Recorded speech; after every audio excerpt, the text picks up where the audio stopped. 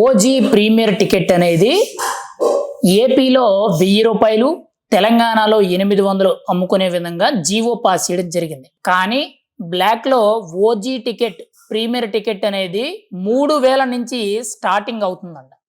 అంటే ఒక పోస్ట్ అనేది ఇప్పుడు సోషల్ మీడియాలో ఒక ప్రముఖమైన ఛానల్లో పెట్టడం జరిగింది. రూ. 3000 ఓజీ ప్రీమియర్ టికెట్ హైదరాబాద్లో అని చెప్పి పెట్టడం జరిగింది.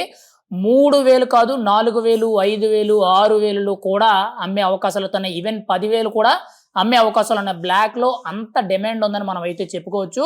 ఎందుకనంటే ఫస్ట్ టికెట్ ఆక్షన్లో పెడితేనే లక్షల్లో పలుకుతున్నాయి. ఆ లక్షల్లో పలికిన ఆ వేలంపాట డబ్బులు అనేవి జనసేన పార్టీకి ఆర్థిక సాయం కింద డొనేషన్ల రూపంలో ఇవ్వడం జరుగుతుంది.